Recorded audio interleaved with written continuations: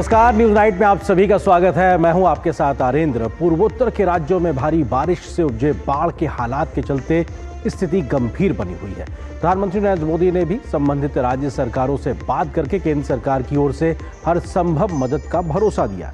कैसे केंद्र और राज्य सरकार मिलकर चला रहे हैं वहां पर रिलीफ और रेस्क्यू ऑपरेशंस, इस खबर को दिखाएंगे विस्तार से। होगी बात विदेश दौरे पर गए भारतीय प्रतिनिधिमंडलों की, जो पाकिस्तान की लगातार पोल खोल रहे हैं। बताएंगे अयोध्या में आज से कौन से बड़े कार्यक्रम की हुई है शुरुआत। इसके अलावा भी होंगी देश दुनिया की हर जरूरी और महत्वपूर्ण खबर। शुरुआत हेडलाइंस के साथ।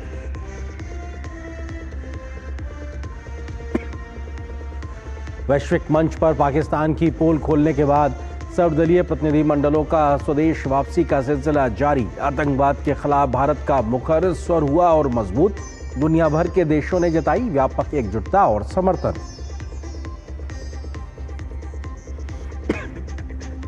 ऑपरेशन सिंदूर को लेकर सीडीएस अनिल चौहान का बड़ा खुलासा। 48 घंटे तक जंग लड़ने के पाकिस्तान के मंसूबों को भारतीय सेना ने किया 8 घंटे में ढेर। कहा नहीं बह सकते खून और पानी साथ साथ।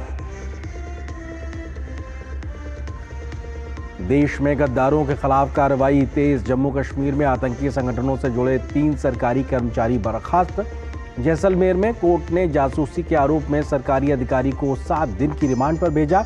पंजाब के तरनतारण से भी हत्थे चढ़ा पाकिस्तानी जासूस गगनदीप।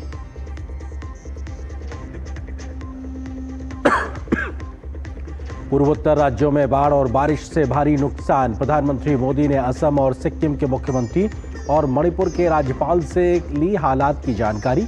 असम के मुख्यमंत्री ने राज्य के बाढ़ प्रभावित इलाकों का किया दौरा।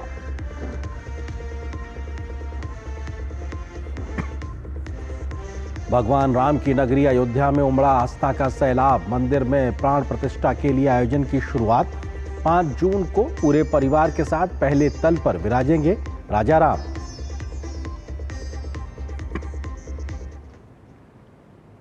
खबरों पर डालते हैं विस्तार से नजर।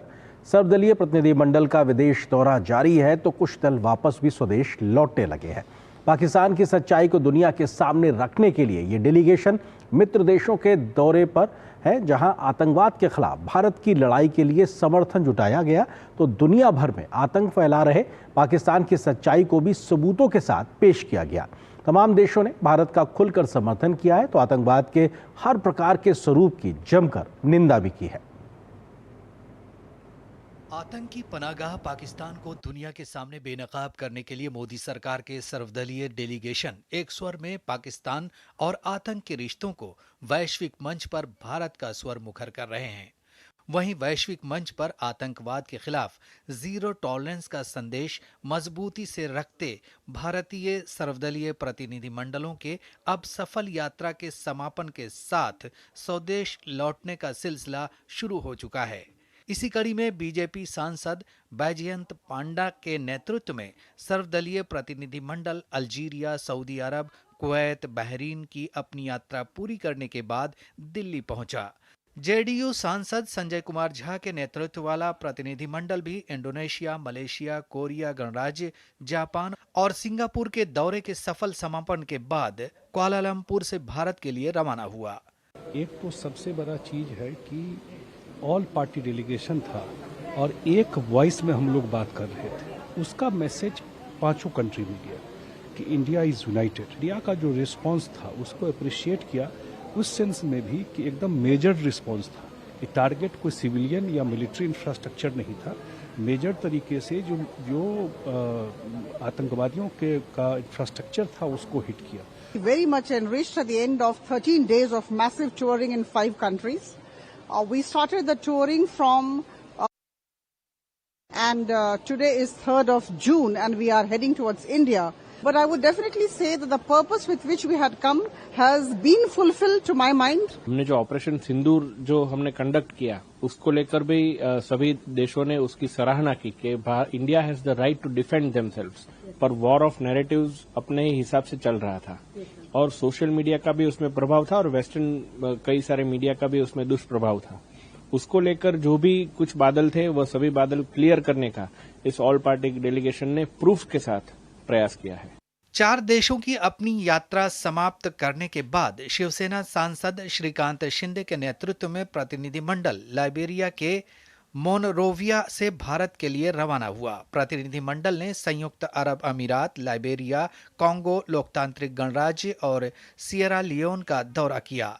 दल के सदस्यों ने स्पष्ट कहा कि भारत ने दुनिया के सामने आतंकवाद के खिलाफ अपने दृष्टिकोण को बेहद मजबूती के साथ रखते हुए पाकिस्तान की असलियत से पर्दा उठाने का काम किया है। All nations should unite together to fight against this terrorism. This terrorism does not know the boundaries, and this terrorism is not only between the two nations. This terrorism has spread beyond borders to the entire world. So we are here to sensitize. Our only motive is to sensitize the world, to sensitize the nations. Nations like Pakistan need to be isolated diplomatically, called out morally, and certainly need to be responded to strategically. What happened on 22nd of April was a barbaric attack on humanity. Britain के दौरे में भाजपा सांसद रविशंकर प्रसाद के नेतृत्व में सर्वदलीय प्रतिनिधिमंडल ने लंदन में मीडिया से बातचीत के दौरान आतंकवाद के खिलाफ अपने संदेश को बेहद स्पष्ट और मुखर कर दिया है। और हमने एक और बात कही है कि आज उनको IMF से लोन मिलता है, उनको वर्ल्ड बैंक से मिलता है, बाकी फंडिंग होती है, तो ये फंडिंग आतंकवाद के लिए जा रही है, वेपन खरीदने के लिए जा रही है, गरीबों की चिंता हो रही है, इसकी पूछताछ तो होनी चाहिए ना। हाँ, तो ये कहा है। तो जो एक बात और सबों ने कही कि संसदीय दल ऑल पार्टी का जो आया है, ये बहुत ही नई शुरुआत है और अच्छी बात है। इसी कड़ी में एनसीपी एससीपी सांसद सुप्रिया सुले के नेतृत्व में सर्वदलीय प्रतिनिधिमंडल के ग्रुप 7 ने मिस्र के काहिरा में अरब राज्य लीग के महासचिव अहमद अबुल घीस के साथ मुलाकात की। भारत ने अपनी इस डिप्लोमेटिक स्ट्राइक के जरिए वैश्विक मंच पर आतंकवाद के खिलाफ अपनी मजबूत नीति को सशक्त रखते हुए पाकिस्तान की आतंकी साजिशों का पर्दाफाश करने का काम बेहद निर्णायक और प्रभावी ढंग से किया है, जिसको व्यापक वैश्विक समर्थन मिला है। Bureau report, DD news. Chief of defence staff यानी CDS जनरल अनिल चौहान ने एक बार फिर से पाकिस्तान को उसी की भाषा में जवाब दिया है, समझाया है। CDS ने कहा है कि भारत अब पाकिस्तान की परमाणु धमकी से डरने वाला नहीं है। पाकिस्तान अगर कोई हिमाकत करेगा तो उसे उसी की भाषा में माकूल तरीके से जवाब दिया जाएगा। जनरल चौहान ने कहा कि भारत के हमले से पाकिस्तान युद्ध हार गया था, जिसके बाद वो बातचीत के लिए गिड़गिड़ाने लगा था। क्या रहा, क्या कुछ कहा CDS चौहान ने, देखिए इस रिपोर्ट में। भारत आतंकवाद और परमाणु हमले की धमकी के साए में रहकर नहीं जीने वाला। ये स्पष्ट संदेश के साथ भारत दुनिया में पाकिस्तान को लेकर अपने संबंध और सोच को मुखरता के साथ रख रहा है। पीएम मोदी के इस विजन की धमक चीफ ऑफ डिफेंस स्टाफ यानी CDS जनरल अनिल चौहान के बयान में भी साफ नजर आई। सावित्रीबाई फुले पुणे विश्वविद्यालय के कार्यक्रम में फ्यूचर वॉर्स एंड वॉरफेयर में ऑपरेशन सिंदूर को लेकर बड़ा खुलासा करते हुए जनरल अनिल चौहान ने कहा कि पाकिस्तान ने सोचा था कि संघर्ष 48 घंटे तक चलेगा, लेकिन भारत ने पाकिस्तान को केवल 8 घंटे में ही घुटनों पर ला दिया। 10th of May at about 1 a.m. its aim was to get down India to its knees in 48 hours. Multiple attacks were launched, and in some manner they have escalated this conflict, which we had actually hit only terrorist targets, but also into the military domain. From their perspective, it would have been rational in the sense they would have said that you use military means to hit these targets. But it was also rational on their part, operation which they thought they'll continue for 48 hours, folded up in about 8 hours. And on 10th, then they picked up the telephone and said they wanted to talk. CDS ने आगे कहा कि पाकिस्तान की ओर से की गई बयानबाजी पर भारतीय सेना का रुख एकदम साफ था कि अगर पाकिस्तान फिर से हमला करने की मंशा करता है तो उसका दोगुनी गति से उचित जवाब दिया जाएगा। CDS जनरल चौहान ने कहा कि पानी और खून एक साथ नहीं बह सकते। We said that we'll have water as well as this thing will not flow together. So we have kind of raised the bar. We have connected terror to water. And we have drawn out the new lines for military operations. General Chauhan ने पहलगाम हमले पर पाकिस्तान को घेरते हुए कहा कि पहलगाम आतंकी हमला विशेष युद्ध का पूरा प्रारंभिक बिंदु था। उन्होंने कहा कि आतंकवाद को किसी तरह से तर्क संगत नहीं ठहराया जा सकता। पाकिस्तान की मंशा पर सवाल खड़े करते हुए सीडीएस ने कहा, 1965 में जुल्फिकार अली भुट्टो पहले ही संयुक्त राष्ट्र सुरक्षा परिषद के संबोधन में भारत के खिलाफ 1000 साल के युद्ध की घोषणा कर चुके थे। उन्होंने कहा कि हमारे दुश्मन का दृष्टिकोण भारत को हजारों जख्म देकर लहूलुहान करना है। Start point of this particular war was this Pahalgam terror attack. So is terrorism a rational act of warfare? I don't think that's a rational act because terrorism has no defined logic. It has no politico-military end state. Terrorism is a means and an end in itself. Terrorism is a form of warfare that defines rationality. Officially, we know in the 1965, Zulfikar Ali Bhutto declared a 1,000-year war against India when he addressed the United Nations Security Council. CDS ने कहा कि पहलगाम में जो कुछ हुआ वह हद दर्जे की क्रूरता थी। सीडीएस ने कहा कि ऑपरेशन सिंदूर के पीछे सोच ये थी कि पाकिस्तान से प्रायोजित आतंकवाद को रोकना होगा। Bureau report.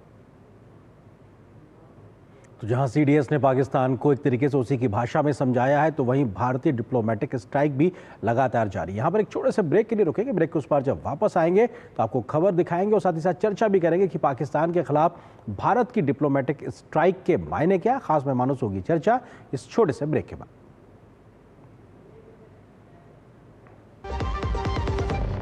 Do you feel conscious while smiling? Say goodbye to your worries because an orthodontist can help you feel confident. Be it a child, a teenager, or even a working professional, braces and aligners can help you get that stunning smile. Consult your nearest orthodontist. To learn more, visit the Indian Orthodontic Society's website, bracesspecialists.com. जो लक्ष्य चुना था समझ आने लगा है। GLA university, उच्च लक्ष्य की निश्चित प्राप्ति।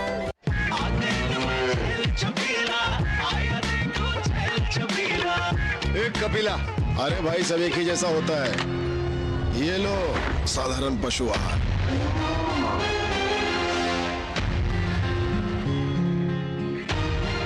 इस देश की हर माँ, बच्चे, बूढ़े, जवान, खिलाड़ी, डॉक्टर, इंजीनियर, सबको गाय भैंस की दूध की शक्ति पर भरोसा है। पर जब इन पशुओं को कपिला पशु आहार मिलेगा, तभी तो दूध सिर्फ ज्यादा ही नहीं, शक्ति से भरपूर भी होगा।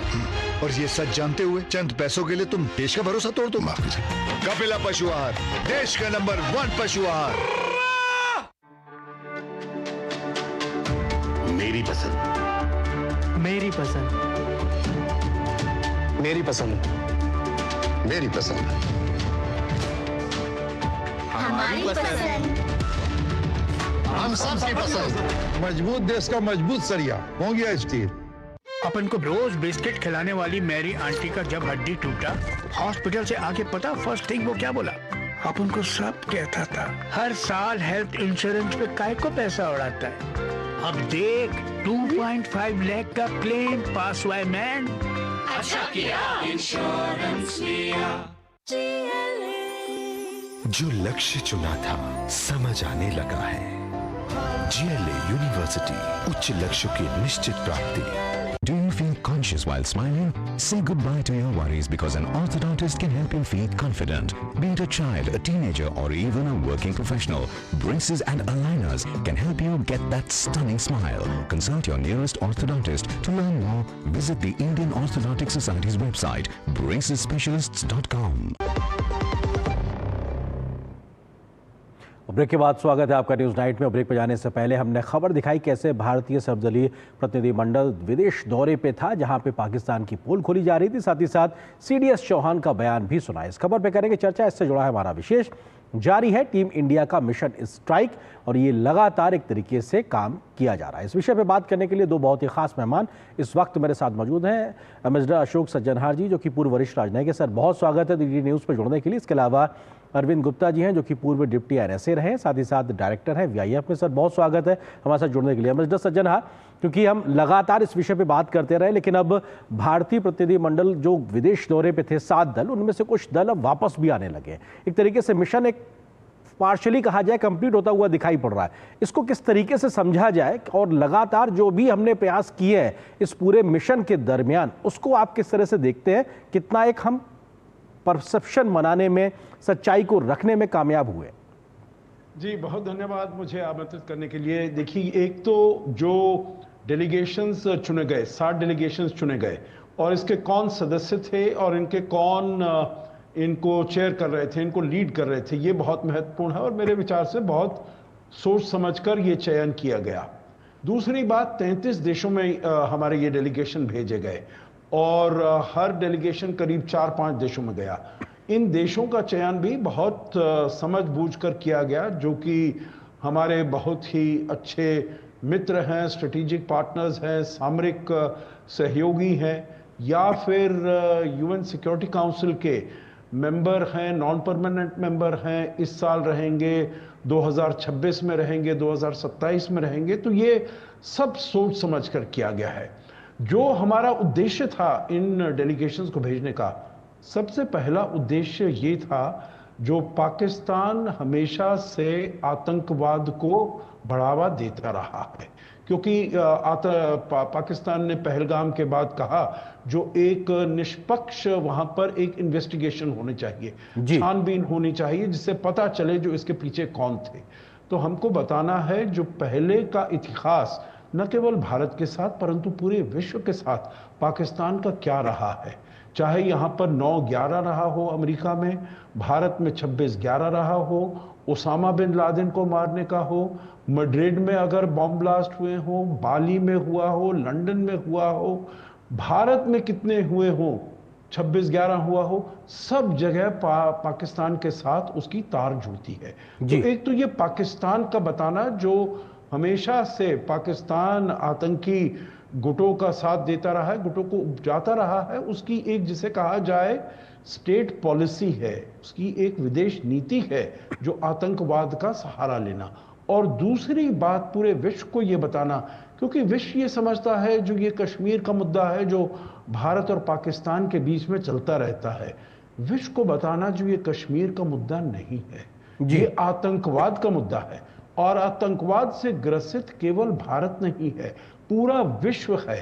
तो जो भारत आतंकवाद से लड़ाई कर रहा है वो केवल अपने लिए नहीं कर रहा है, वो पूरे विश्व के लिए कर रहा है। बिल्कुल, आतंकवाद के खिलाफ पूरे विश्व को साथ में आकर हमारे खड़े होना चाहिए। बिल्कुल। अरविंद गुप्ता जी, आपको लगता है कि जो बात एमएसडर सज्जनार कह रहे हैं, क्योंकि ये भारत की महज लड़ाई नहीं है और भारतीय क्षेत्र कश्मीर को लेकर नहीं है, एक नैरेटिव गलत परसेप्शन क्रिएट करने की जो पाकिस्तान कोशिश करता रहा है, हमारे इस प्रोएक्टिव पूरे मिशन ने, इस रोल ने, हमारे इस कदम ने क्या एक सोच में बदलाव लाया है या लाने की एक संभावना बेहतरी से पैदा होती दिखाई पड़ रही है? किस तरह से देखते हैं आप?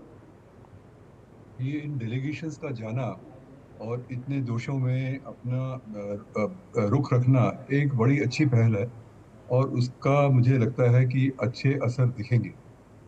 तो इसमें तो कोई दो राय नहीं कि इस समय पाकिस्तान की कोशिश थी कि इसको कश्मीर के मुद्दे में बदल दिया जाए, और वो शायद अभी उनके डेलीगेशन भी जा रहे हैं, वो यही बात करेंगे। और हमारा जो था वो एक उद्देश्य था कि पाकिस्तान का क्या भूमिका है टेररिज्म को सपोर्ट करने में, उसके ऊपर एक ध्यान आकर्षण किया जाए। तो इसमें तो कोई दो राय नहीं कि ये एक बहुत अच्छी पहल थी और ये ऐसे प्रयास निरंतर जारी रहने चाहिए। अब इसमें देखना ये है कि अब ये डेलीगेशंस वापस आएंगे और जाहिर है कि ये विदेश मंत्रालय को और सरकार को ब्रीफ करेंगे, तो किस प्रकार की इनपुट्स हमारी डिप्लोमेसी के लिए मिलती हैं, उन लोगों ने वहाँ क्या सुना, किस प्रकार के प्रश्न उठाए गए और इन हमारे क्या जवाब थे, और क्या कोई ज़रूरत पड़ेगी कि हमारी डिप्लोमेटिक पहल जो आगे भी या हमारे जो प्रयास आगे रहेंगे उसमें कुछ एक तीव्रता लाई जाए या कुछ बदलाव लाया जाए। क्योंकि देखिए ऐसा है कि हमने डेलीगेशन भेजे ऑफ सिंदूर के बाद, तब तक पाकिस्तान अपना एक नैरेटिव बना चुका था। एक ये बहस की बात हो सकती है कि क्या हम ऐसे डेलीगेशन पहलगाम के बाद भी भेज सकते थे, ये भी बात सोची जा सकती है। क्या ऐसे डेलीगेशन हम अपनी नेबरहुड में भेज सकते थे? तो मुझे लगता है कि जो इनपुट्स हमें मिलेंगी उससे हमारी आगे आने वाली डिप्लोमेसी उसको बहुत सहायता मिलेगी। बिल्कुल, एक तरीके से उसका एक आधार बनता हुआ दिखाई पड़ गया। मिस्टर सज्जना, क्योंकि जो हम ये प्रयास कर रहे हैं और बहुत मोर्चे पे कर रहे हैं, हमने एक मिलिट्री के लेवल पे भी देखा और डिप्लोमेटिक लेवल के अगर लिहाज से बात की जाए, क्या हम एक इमीडिएट इसका एक असर देख सकते हैं, मिड टर्म में इसका असर देख सकते हैं, या फिर एक लॉन्ग टर्म असेसमेंट के लिहाज से समझा जाए? जो बात अरविंद गुप्ता जी कह रहे हैं कि कैसे फ्यूचर में हमारी डिप्लोमेटिक एफर्ट्स हों, उसके लिए भी हमको ये तमाम जो हमारे प्रयास है उसका जो फीडबैक है वो मदद देगा। आप इसको किस तरह से रीड करते हैं? जी बिल्कुल ठीक है, जो डॉक्टर अरविंद गुप्ता कह रहे हैं मैं सहमत हूँ उनसे। जो इसका पूरी तरीके से अच्छी तरीके से समीक्षक होना चाहिए और इसकी बहुत अच्छी तरह से सोच समझ के इनसे जो बात हुई है। देखिए, जो जैसी जैसी अभी काफ़ी हद तक ये टेलीविज़न पर, यूट्यूब पर बहुत जो उनकी मुलाकातें हैं उसके बारे में काफ़ी हमको डिटेल्स मालूम चल गए हैं। जैसे एक तो जो सबसे उभर कर आया है, कोलंबिया में जो डॉक्टर शशि थरूर की डेलीगेशन थी, वहाँ पर जाकर उनको मालूम चला, जो वहाँ पर जब हमारा ऑपरेशन सिंदूर हुआ 7 तारीख को, तो तब तो कोलंबिया ने अपनी वहाँ पर कंडोलेंसेस दिए पाकिस्तान को, वहाँ पर जो लोग मारे गए, परंतु पहलगाम पर नहीं कुछ उन्होंने कहा। तो ये सारा जो नजरिया था ये एकदम बदल दिया जब उनकी बातचीत हुई। और मैं समझता हूँ बहुत ही अच्छे तरीके से, बहुत ही सभ्य तरीके से, कोई ऐसा अग्रेसिवली कोई ऐसी बात नहीं हुई। और जिस प्रकार डॉक्टर शशि थरूर ने इसको अपना पक्ष पेश किया, मैं समझता हूँ बहुत ही अच्छी तरीके से किया। और वो फिर कोलंबिया के जो लीडरशिप है, उन्होंने अपना जो मैसेज भेजा था सांत्वना का पाकिस्तान को, वो उन्होंने विड्रॉ कर लिया और कहा जो हम भारत के साथ खड़े हैं। तो देखिए, कई तो ऐसे अनुभव जो रहे होंगे हमारे डेलीगेशन के, वो हमको सुनने को मिलेंगे। परंतु देखिए, जहां तक पहलगाम की बात है, तो मैं समझता हूं पूरा विश्व भारत के साथ खड़ा था, क्योंकि पूरे विश्व के बड़े बड़े नेताओं के टेलीफोन प्रधानमंत्री मोदी को आए, हमारे विदेश मंत्री को आए, और उन्होंने सभी ने कहा जो इनको न्याय मिलना चाहिए, जिनकी हत्याएं हुई हैं उनके परिवारों को न्याय मिलना चाहिए, और जिन्होंने भी ये कुकर्म किया है उनके विरुद्ध ऐसे बिल्कुल भारत को पूरा अधिकार है जो उनके विरुद्ध हम कार्रवाई करें। तो पहलगाम के बाद मैं समझता हूं जो अगर ऐसे डेलीगेशन भेजे जाते तो उसका कुछ इतना फायदा नहीं होता, क्योंकि पूरा विश्व भारत के साथ खड़ा था। परंतु ऑपरेशन सिंदूर के बाद, जैसे उन्होंने कहा, एक पाकिस्तान ने मिस इन्फॉर्मेशन कैंपेन चलाया, डिस इन्फॉर्मेशन, फेक न्यूज भेजा, जो इसका अंत में कौन इस पर भारी पड़ा उसके ऊपर भी बहुत सवाल उठाए गए। तो इन सभी सवालों का जवाब देने के लिए मेरे विचार से ये जो डेलीगेशन गए हैं, ये बहुत ही अच्छा एक इनिशिएटिव है। और इससे जो फीडबैक हमें मिलेगा, जो इनपुट्स मिलेंगे, वो हमको अपनी नीति आगे बनाने में हमको बहुत ही ये सहायक सिद्ध। बिल्कुल डॉक्टर अरविंद गुप्ता जी, क्योंकि जो बात एम्बेसडर सज्जनहार कह रहे हैं कि कोलंबिया का उदाहरण, और हम सब जानते हैं ये हुआ है, जो वो इस बात का जिक्र कर रहे हैं, बहुत से देशों में सुदूर इलाकों की घटनाएं उस तरीके से चर्चा का विषय नहीं बनती है। अगर हम 7 समंदर पार की बात करें, अफ्रीका की बात करें, लैटिन अमेरिकी देशों की बात करें, यूरोप की बात करें, वहाँ पे शायद भारत और पाकिस्तान के बीच का जो एक मसले शायद इतनी प्रमुखता से या सही तथ्यों के साथ नहीं अखबारों में या मीडिया में दिखाई पड़ते होंगे। लेकिन जब हम ये प्रयास कर रहे हैं, हम तमाम देशों में जा रहे हैं, तथ्यों के साथ, सबूतों के साथ अपनी बात रख रहे हैं, तो शायद एक सही परिप्रेक्ष्य में पूरी सही तस्वीर जाएगी। ये तो एक बदलेगा। पाकिस्तान जो हमेशा से आतंक को प्रश्रय देता रहा है, उसके खिलाफ जो एक तरीके से पूरी स्थिति दिखाई पड़ रही है, उसमें एक बदलाव आएगा। जन समर्थन दुनिया का जो उसको मिलता था कई बार विक्टिम के तौर पे, वो नहीं मिलेगा। उम्मीद तो ऐसी है, और आपने बिल्कुल ठीक कहा कि इसके एक पॉजिटिव रिजल्ट्स निकलेंगे, लेकिन हमें थोड़ा सा इसको एक बड़े परिप्रेक्ष्य में देखना पड़ेगा। मुंबई हमले, टेरर अटैक जो हुए, और उसामा बिन लादेन का जो रोल था, विश्व भर में मालूम है कि पाकिस्तान का टेररिज्म को सपोर्ट करने में क्या रोल था। लेकिन जब विश्व ने पहलगाम अटैक के बाद अधिकतर देशों ने एक सांत्वना बताई और ये भी कहा कि भारत को एक अधिकार है कि उसको रिस्पॉन्ड करे, लगभग इस प्रकार के बयान आए। लेकिन बहुत कम बयानों में पाकिस्तान, जिसका की रोल टेररिज्म को सपोर्ट करने में रहा है, पाकिस्तान का रोल जो था वो उसमें वो चुपी रहे, वो कुछ चुप्पी साध गए, ज्यादा बोले नहीं। तो प्रश्न ये है कि हमारे डिप्लोमेसी का जो एक गोल है वो ये होना चाहिए कि पाकिस्तान को अलग थलग किया जाए, आइसोलेट किया जाए, जो कि हमने पहले भी काफी कोशिशें की हैं। तो डेलीगेशन भेज के एक शुरुआत हुई है, लेकिन इस प्रयास में निरंतरता रहनी चाहिए जी। और देखिए, ये जो स्ट्रेटेजिक कम्युनिकेशन है ना, ये वन ऑफ नहीं होता है कि एक बार आप कुछ कर दें और उसके नतीजे जो हमेशा के लिए रहेंगे। इसमें आपको लगातार इन्वेस्ट करना पड़ेगा और इसमें नए आयाम देने पड़ेंगे। जैसे कि एक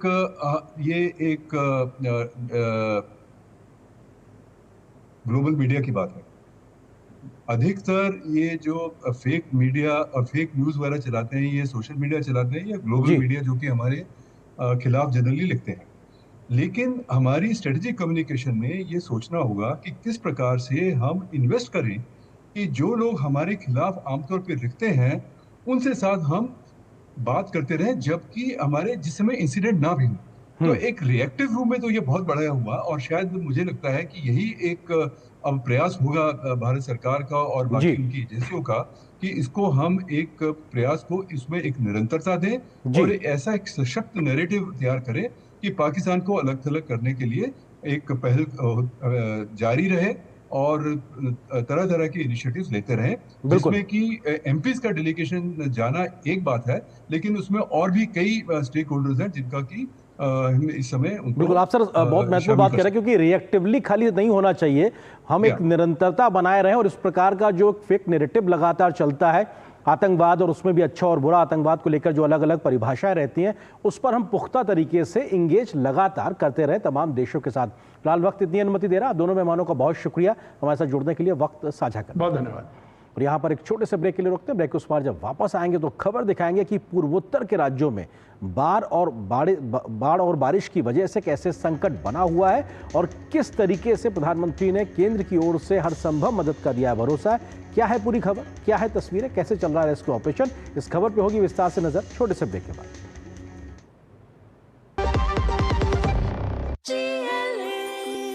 जो लक्ष्य चुना था समझ आने लगा है। GLA यूनिवर्सिटी, उच्च लक्ष्य की निश्चित प्राप्ति। जहां सपनों को मिलते हैं पंख, नालसा देता है अधिकार का संग। गरिमा से काम सुरक्षित रहेंगे, ना हो भय ना उत्पीड़न सही। एक बात कहनी है आप सभी से, इनफैक्ट ये बात हमें मिलके कहनी चाहिए, टुगेदर। हर काम का एक माहौल होता है, रिस्पेक्ट, सेफ्टी, डिग्निटी। लेकिन जब कोई आंखों से, शब्दों से या इशारे से सीमा पार करता है, it's not casual, it's harassment. Posh act ये कहता है हर वर्क प्लेस, हर महिला और पुरुष के लिए सुरक्षित होना चाहिए। Unwelcome messages, wow you look hot today, ये सब नॉर्मल नहीं है। It's not harmless, it's hurtful. मैं राजकुमार राव आपसे आग्रह कर रहा हूं, काम के माहौल में इज्जत जरूरी है और हर आवाज में मिलकर बढ़ें, बढ़ाएं हाथ, नालसा का सहयोग है साथ। कार्यस्थल बनाए न्याय संगत, सम्मान और समानता हो अनंत।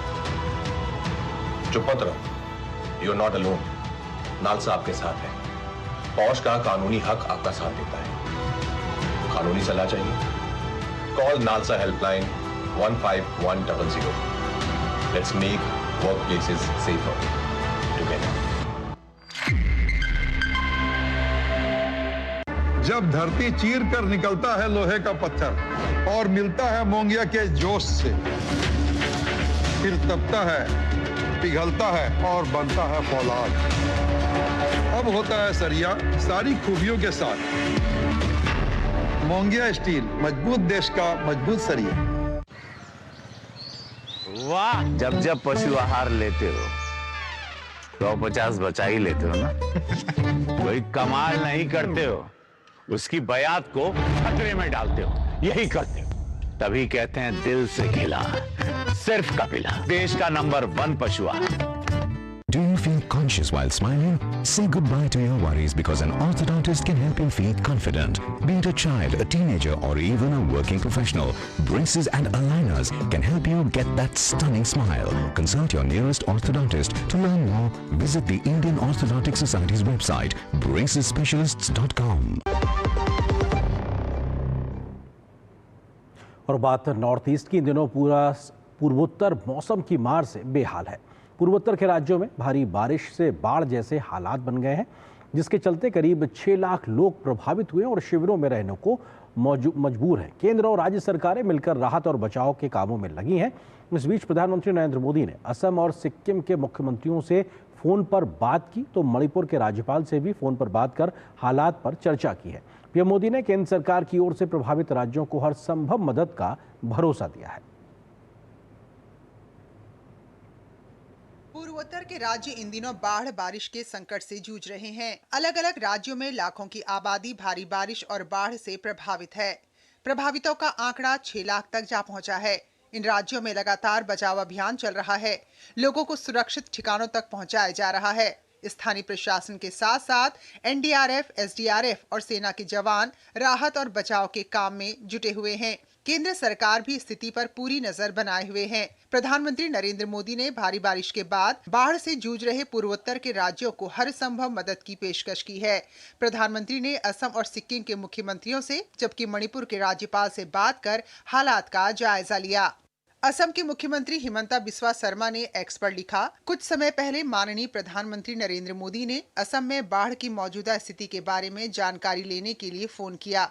मैंने उन्हें बताया कि किस तरह असम और आसपास के राज्यों में लगातार बारिश के कारण बाढ़ आई है और इससे बहुत लोग प्रभावित हुए हैं। मैंने उन्हें राज्य सरकार द्वारा चलाए जा रहे राहत अभियान के बारे में भी बताया। माननीय प्रधानमंत्री ने चिंता व्यक्त की और हमारे राहत और पुनर्वास प्रयासों के लिए केंद्र सरकार की ओर से पूर्ण समर्थन का आश्वासन दिया।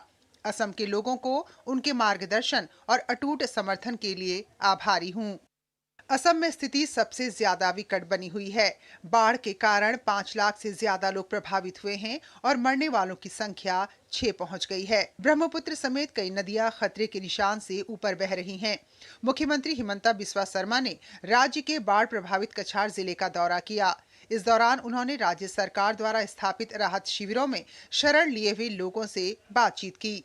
वहीं बात मणिपुर की करें तो इम्फाल पूर्व समेत बाढ़ प्रभावित इलाकों में फंसे लोगों को बचाकर सुरक्षित स्थानों तक ले जाया जा रहा है। मणिपुर के राज्यपाल अजय भल्ला ने बताया कि प्रधानमंत्री ने उनसे बातचीत की और इस दौरान राज्य की स्थिति का जायजा लिया और राज्य को केंद्र की तरफ से हर संभव मदद का पूरा भरोसा दिया है। सिक्किम में लगातार बारिश के कारण हो रहे भूस्खलन और तीस्ता नदी के बढ़ते जलस्तर के कारण तबाही मची हुई है।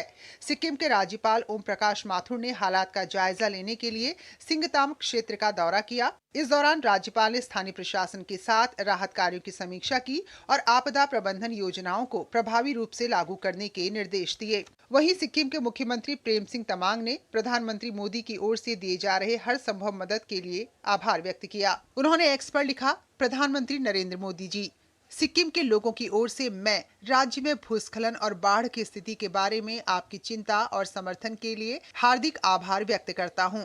हमारा राज्य प्रशासन स्थिति को संभालने और प्रभावित लोगों को सभी आवश्यक सहायता प्रदान करने के लिए पूरी तरह प्रतिबद्ध है। आपकी चिंता के लिए एक बार फिर धन्यवाद।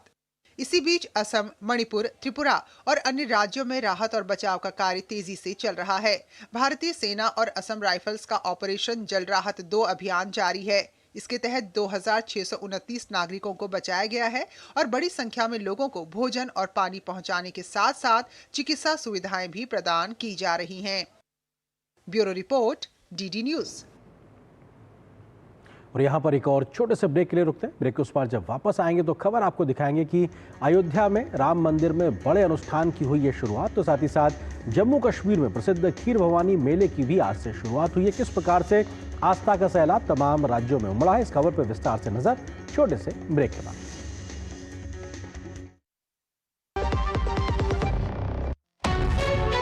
विभाग अनेक, कंप्लेंट बॉक्स 1।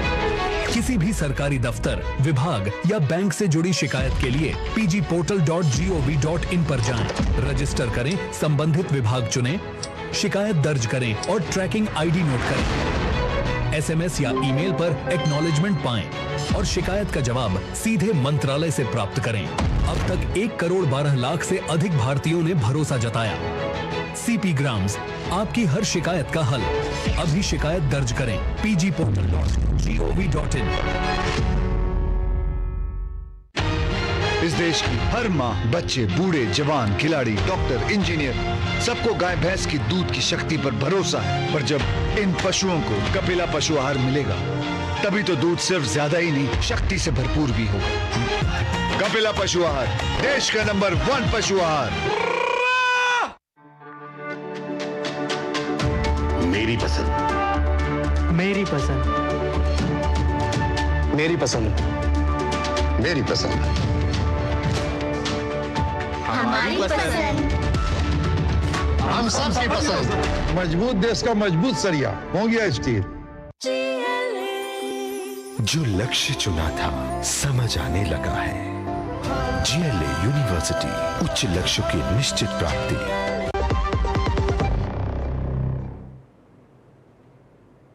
और ब्रेक के बाद खबरों में आगे बढ़ें उससे पहले नजर डालते हैं कि अभी तक बुलेटिन में किन बड़ी खबरों से हमने आपको रूबरू कराया। हमने डेलीगेशन जो तमाम देशों में गया है भारत का, किस प्रकार से वो खबर रही उससे नजर आपको रूबरू कराया। साथ ही साथ CDS चौहान ने जो बयान दिया है पाकिस्तान को लेकर, उस खबर से रूबरू कराया। उसके अलावा बाढ़ और बारिश से पूर्वोत्तर में कैसे हैं हालात और कैसे तमाम प्रयास चल रहे हैं, इन तमाम बड़ी खबरों से हमने आपको रूबरू कराया। और आगे बढ़ते हैं, आज की एक और बड़ी खबर से अब आपको रूबरू कराते हैं। बीते करीब 1 दशक में भारत ने अपनी संस्कृति की रक्षा करने के लिहाज से तमाम बड़े कदम उठाए हैं। साथ ही साथ जहां पे और उसे दुनिया के साथ साझा करने के लिए भी तमाम बड़े कदम उठाए गए हैं। प्राचीन मंदिरों का जहां पर जीर्णोद्धार किया गया है, तो पवित्र स्थलों में सुधार किया गया और पुरानी परंपराओं को फिर से जीवित किया गया है। देखते हैं पिछले करीब 1 दशक से ज्यादा समय में भारत की सांस्कृतिक यात्रा में क्या रहे हैं बड़े पड़ाव।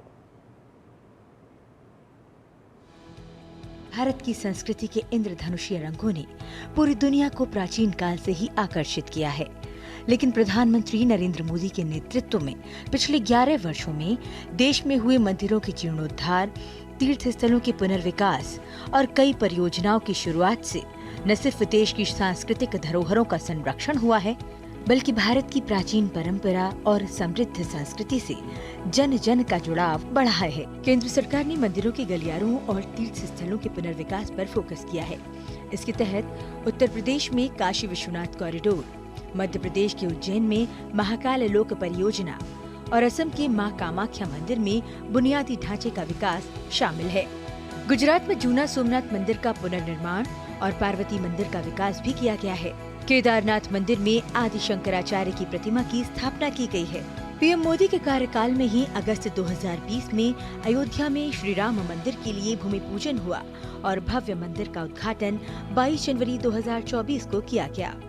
प्रमुख विरासत गलियारों और प्रतिष्ठित स्थलों को विकसित करने के अलावा प्रसाद जैसी योजनाओं के माध्यम से विभिन्न धर्मों के प्रमुख पूजा स्थलों का कायाकल्प करने का प्रयास किया गया है। इसमें मस्जिद, चर्च और तीर्थ स्थल शामिल हैं। स्वदेश दर्शन योजना ने यात्रा स्थल के बुनियादी ढांचे को और बढ़ावा दिया है। हृदय योजना ने 12 विरासत शहरों को विकसित करने पर फोकस किया है। साथ में ये पहल भारत की आध्यात्मिक और सांस्कृतिक विरासत को संरक्षित कर रही है और साथ ही देश भर में पर्यटन को बढ़ावा दे रही है। इसी का नतीजा है कि 2024 में भारत में 9 मिलियन से ज्यादा विदेशी पर्यटकों का आगमन दर्ज किया गया, जिससे 2,77,842 करोड़ रुपए की विदेशी मुद्रा आय हुई। केंद्र सरकार ने भारत की विविध आध्यात्मिक और सांस्कृतिक परंपराओं के बीच संबंधों को मजबूत किया है। काशी तमिल संगमम के दोनों चरणों में काशी और तमिलनाडु के बीच सभ्यतागत संबंधों का उत्सव मनाया गया। महाकुंभ 2025 अब तक के सबसे बड़े आध्यात्मिक आयोजनों में से एक बन गया है। केवल एक महीने में 66 करोड़ से ज्यादा श्रद्धालु महाकुंभ में शामिल हुए, जो 45 दिनों में अपेक्षित 45 करोड़ को पार कर गया। भारत का योग शरीर, मन और आत्मा के सामंजस्य को बढ़ावा देने वाला एक वैश्विक आंदोलन बन गया है। 27 सितंबर 2014 को प्रधानमंत्री नरेंद्र मोदी ने संयुक्त राष्ट्र महासभा में 21 जून को अंतर्राष्ट्रीय योग दिवस के रूप में समर्पित करने का प्रस्ताव रखा। आज दुनिया के कई देशों में अंतर्राष्ट्रीय योग दिवस 2025 की विशेष तैयारियां चल रही हैं। ये योग की वैश्विक स्वीकार्यता को दिखा रही हैं। देश की संस्कृति को मोदी सरकार के 11 साल के कार्यकाल में नई ऊर्जा मिली है। देश के भूले बिसरे नायकों को याद किया गया है। आधुनिक तरीकों का इस्तेमाल कर प्राचीन ज्ञान को संरक्षित किया गया है। आध्यात्मिक सर्किट और आधुनिक तीर्थ सुविधाओं के माध्यम से भारत की सभ्यता, गौरवशाली इतिहास और समृद्ध संस्कृति की जानकारी जन जन तक पहुंचाई जा रही है। इन सभी प्रयासों ने भारत की भावना को गर्व के साथ दुनिया भर तक पहुंचाया है। Bureau report, DD news. तो संस्कृत की खबर आपने देखी और अब बात आस्था की। भगवान राम की नगरी अयोध्या में राम मंदिर में आज से बड़े अनुष्ठान की शुरुआत हुई है। राम मंदिर के पहले तल पर राम दरबार सहित अन्य विग्रहों के प्राण प्रतिष्ठा के आयोजन की आज से शुरुआत हो गई है। 5 जून तक चलने वाले इस कार्यक्रम में उत्तर प्रदेश के मुख्यमंत्री भी शामिल होंगे, तो श्रद्धालु भी बड़ी संख्या में अयोध्या पहुंच रहे हैं। आज से ही उधर जम्मू कश्मीर के प्रसिद्ध खीर भवानी मेले की शुरुआत हो गई, जहां पे जो कश्मीरी पंडितों के लिए आस्था का एक बहुत बड़ा केंद्र है। अयोध्या में भगवान राम के मंदिर के प्रथम तल पर राम दरबार के विग्रहों के प्राण प्रतिष्ठा के भव्य कार्यक्रम की शुरुआत हो गई है। जनवरी 2024 में भगवान राम के प्राण प्रतिष्ठा कार्यक्रम के बाद इस भव्य आयोजन की बड़ी तैयारी की गई। राम मंदिर को विशेष रोशनी से सजाया गया है, तो फूलों से मंदिर की विशेष सजावट भी हुई है। इस प्राण प्रतिष्ठा कार्यक्रम में देश भर से बड़ी संख्या में श्रद्धालु पहुंच रहे हैं। 5 जून को होने वाले मुख्य कार्यक्रम में उत्तर प्रदेश के मुख्यमंत्री योगी आदित्यनाथ शामिल होंगे। मेरे लिए तो अत्यधिक गौरव की बात है जब श्री रामलला की जन्मभूमि पर भव्य मंदिर के साथ स्वर्ण कलश और अन्य श्री राम भगवान से जुड़ी हुई लीलाएं देखने को मिलता है, तो मन आनंदित हो जाता है, आह्लादित हो जाता है।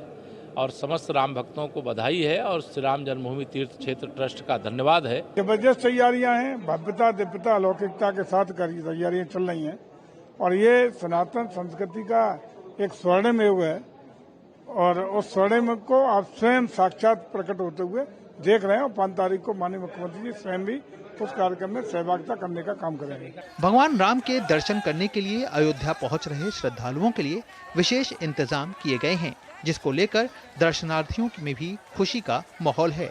बहुत अच्छे दर्शन हुए, 2 बार हुए दर्शन और बहुत पास से देखा और मेरी बेटी भी है तो उसने भी देखा, बहुत सुंदर लगा। बहुत ही सुंदर है। हम तो आए हैं सैन फ्रांसिस्को कैलिफोर्निया से, तो हमें जितना सुना था पेपरों में, न्यूज़ में, उससे भी बहुत सुंदर लगा। बहुत शुभ लगा। दर्शन बहुत अच्छे से हुए। मैं तो कहूँगा श्रद्धालुओं के लिए बहुत अच्छी व्यवस्था करी गई है। हिंदू राष्ट्र और हिंदू समाज के लिए बहुत अच्छा है, बाकी समाज के लिए भी बहुत अच्छा है। आकर के शांति मिलती है। राम दरबार सहित अन्य देवालयों की प्राण प्रतिष्ठा का अनुष्ठान शुरू हो गया है। मंदिर परिसर के प्रथम तल पर स्थित राम दरबार और अन्य देवी देवताओं के 8 मंदिरों की प्राण प्रतिष्ठा हो रही है। जिन देवी देवताओं की मूर्तियों की प्रतिष्ठा हो रही है उनमें शिवलिंग, गणपति, हनुमान जी, सूर्यदेव, भगवती, अन्नपूर्णा, शेषावतार और श्री राम दरबार प्रमुख हैं। आस्था का सैलाब जम्मू कश्मीर में भी दिखाई पड़ रहा है, जहां मंगलवार से ही जम्मू कश्मीर में प्रसिद्ध खीर भवानी मेले की शुरुआत हो गई है। कश्मीरी पंडितों के जत्थे बड़ी संख्या में गांदरबल स्थित खीर भवानी मंदिर पहुंच रहे हैं। जम्मू कश्मीर के उपराज्यपाल मनोज सिन्हा ने भी मंदिर पहुंचकर पूजा अर्चना की। खीर भवानी के मेले में बड़ी संख्या में श्रद्धालु आए हैं, एक अच्छा संकेत है। मंगलवार को ज्येष्ठ महीने का चौथा मंगलवार है, जिसके चलते देश भर के हनुमान मंदिरों में भक्तों की भारी भीड़ है। अयोध्या के हनुमानगढ़ी स्थित प्रयागराज के लेटे हुए हनुमान जी के मंदिर में बड़ी संख्या में श्रद्धालुओं की भीड़ पहुंची है और हनुमान जी के दर्शन किए। Bureau report, DD news. और यहाँ पर एक और छोटे से ब्रेक के लिए रुकते हैं। ब्रेक के बाद जब वापस आएंगे तो खबर आपको दिखाएंगे कि पकड़े गए पाकिस्तानी जासूस और किस प्रकार से देश विरोधी गतिविधियों में तमाम जो लोग लगे थे उनको सरकारी नौकरी से बर्खास्त भी किया गया है। और ये एक राज्य में नहीं, 3 राज्यों में एक तरीके से इसके खिलाफ कार्रवाई हुई है। क्या है पूरी खबर, विस्तार से नजर छोटे से ब्रेक के बाद।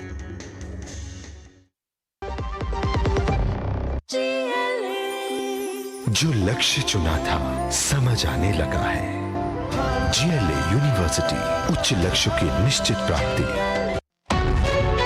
विभाग अनेक, कंप्लेंट बॉक्स 1। किसी भी सरकारी दफ्तर, विभाग या बैंक से जुड़ी शिकायत के लिए pgportal.gov.in पर जाएं, रजिस्टर करें, संबंधित विभाग चुनें, शिकायत दर्ज करें और ट्रैकिंग आईडी नोट करें। SMS या ईमेल पर एक्नॉलेजमेंट पाएं और शिकायत का जवाब सीधे मंत्रालय से प्राप्त करें।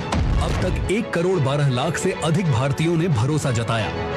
CP ग्राम्स, आपकी हर शिकायत का हल। अभी शिकायत दर्ज करें pgportal.gov.in। शादी का किचन महके जहां, गोल्डी किचन किंग मसाले हो वहां। गोल्डी लाई है फ्रेश लॉक टेक्नोलॉजी, जो रखे मसालों को हर समय फ्रेश। बीते दिनों पाकिस्तान के लिए जासूसी करने के लिए पकड़ी गई हरियाणा की ज्योति मल्होत्रा के बाद से देश के दुश्मनों के खिलाफ कार्रवाई लगातार जारी है। देश विरोधी गतिविधियों में शामिल होने के लिए जम्मू कश्मीर में 3 सरकारी कर्मचारियों को नौकरी से बर्खास्त किया गया है, तो पंजाब और राजस्थान में पाकिस्तान के लिए जासूसी करने के आरोप में जासूसों को पकड़ा गया है। देश के भीतर रहकर देश की सुरक्षा के साथ खिलवाड़ करने वालों के खिलाफ सुरक्षा एजेंसियों की स्ट्राइक लगातार जारी है, जिसमें सुरक्षा एजेंसियों को लगातार सफलता भी मिल रही है।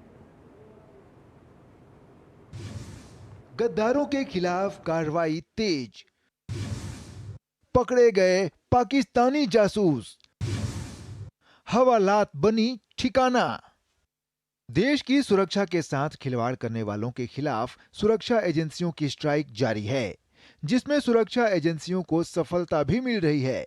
पंजाब की तरन तारण पुलिस ने पाकिस्तान की ISI और खालिस्तानी समर्थक गोपाल सिंह चावला के साथ संवेदनशील जानकारी साझा करने के आरोप में गगनदीप सिंह उर्फ गगन नामक व्यक्ति को गिरफ्तार किया है। काउंटर इंटेलिजेंस पंजाब की तरफ से एक इन्फॉर्मेशन हमारे साथ शेयर हुई थी कि भाई एक गगनदीप सिंह उर्फ गगन नाम का व्यक्ति है जो कि पाकिस्तान इंटेलिजेंस ऑफिसर के साथ टच में है।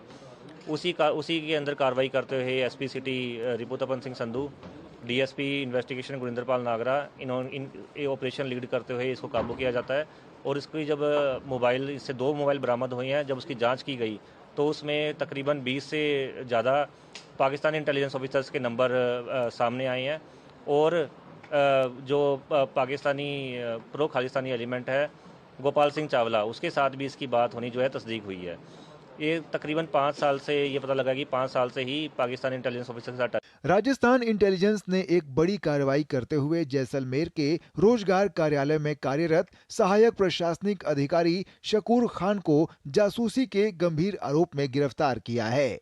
शकूर को जयपुर के सेशन कोर्ट में पेश किया गया, जहां से उसे 7 दिन की रिमांड पर सुरक्षा एजेंसियों को सौंप दिया गया। उस पर आरोप है कि वह पाकिस्तान को भारत से जुड़ी सामरिक महत्व की गोपनीय सूचनाएं भेज रहा था। पुलिस के वरिष्ठ अधिकारियों के मुताबिक शकूर खान की गतिविधियां काफी समय से संदिग्ध पाई जा रही थीं। प्राइमा फेसी एविडेंसेस के बिहाफ पे अभी इन्वेस्टिगेशन एजेंसी ने हमने मिलकर 10 दिन का पुलिस रिमांड मांगा गया है, जिसमें श्रीमान न्यायालय द्वारा 7 डेज का पुलिस कस्टडी स्वीकृत की है। अब आगे देखते हैं कि हमारी इन्वेस्टिगेशन में क्या निकल के आता है, और 10 दिन को हम न्यायालय में वापस पेश करेंगे। बाकी इसके बाद जो फर्दर प्रोसीडिंग होगी उसके लिए मूव करेंगे। इस बीच जम्मू कश्मीर में उपराज्यपाल मनोज सिन्हा ने आतंकवादियों से संबंधों के चलते 3 सरकारी कर्मचारियों को बर्खास्त कर दिया है। बर्खास्त किए गए कर्मचारियों में से एक मलिक इशफाक नसीर, एक शिक्षक एजाज अहमद और श्रीनगर के सरकारी मेडिकल कॉलेज में जूनियर सहायक वसीम अहमद खान शामिल हैं। तीनों बर्खास्त कर्मचारी इस समय जेल में बंद हैं। यह तीनों कर्मचारी लश्कर तैयबा और हिजबुल मुजाहिदीन के लिए काम कर रहे थे। उपराज्यपाल बनने के बाद से मनोज सिन्हा जम्मू कश्मीर में आतंकी नेटवर्क के सफाई में जुटे हैं। अब तक 75 से ज्यादा सरकारी कर्मचारियों को आतंक से संबंध रखने के आरोप में नौकरी से निकाला जा चुका है। Bureau report, DD news. वित्त मंत्री निर्मला सीतारमण ने तेजी से जटिल होते भू राजनीतिक वातावरण और सुरक्षा खतरों के बीच तस्करी नेटवर्क और मादक पदार्थों के व्यापार से निपटने के लिए AI समेत तकनीक के उचित उपयोग का आह्वान किया है।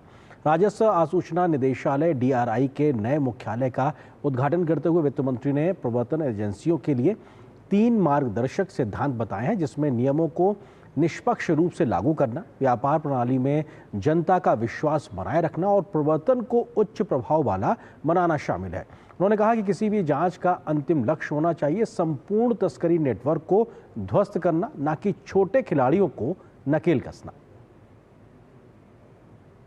The goal must be to dismantle entire network and the syndicate, not just to intercept fragments. I think this is one line which I've repeated in every one of my address to CBIC. No good if you catch the small fish of fry. The bigger ones are the ones who are there, not being touched by many of our actions. We need to have the entire value chain, as they would call, entire smuggling chain, entire nefarious operations chain, tracked and acted upon. It's not easy, I know, and I wouldn't mind repeating it any number of times, but we should show some tangible results on it.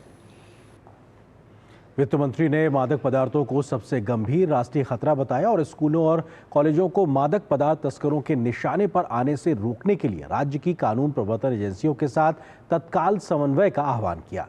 इस अवसर पर वित्त मंत्री ने प्रधानमंत्री मोदी के reform, perform और transform मंत्र को अपनाने और आगे बढ़ाने का आह्वान भी किया।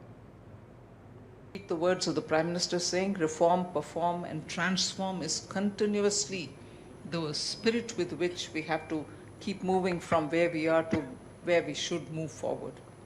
So, in order to be effective enforcement agencies, I would think I'll highlight 3 things.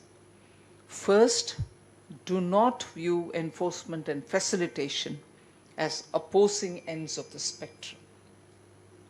A robust intelligence framework that detects fraud is essential, not just to catch wrongdoers, but to create a level playing field for the honest trade. Rules must be applied fairly and consistently, and frauds must be caught swiftly in order to have legitimate businesses thrive and confidence in our trade system to. और अब नजर डालते हैं दिन भर की कुछ और राष्ट्रीय महत्व की खबरों पर फटाफट अंदाज में।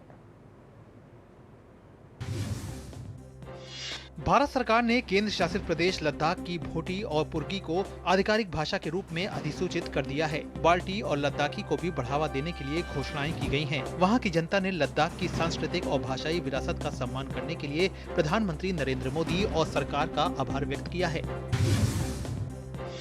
भारत सरकार ने लेह और कारगिल की लद्दाख स्वायत्त पहाड़ी विकास परिषदों में महिलाओं के लिए 33% आरक्षण की घोषणा की है। लद्दाख की महिलाओं के सशक्तिकरण की दिशा में सरकार द्वारा बड़ा कदम उठाया गया है। इस घोषणा के लिए लद्दाख की जनता ने सरकार का आभार व्यक्त किया है। अमेरिकी अरबपति और टेस्ला व सोशल मीडिया प्लेटफॉर्म एक्स के CEO एलन मस्क के पिता एरोल मस्क इस वक्त भारत के दौरे पर हैं। 1 जून को भारत पहुंचे एरोल मस्क 4 जून को अयोध्या आएंगे।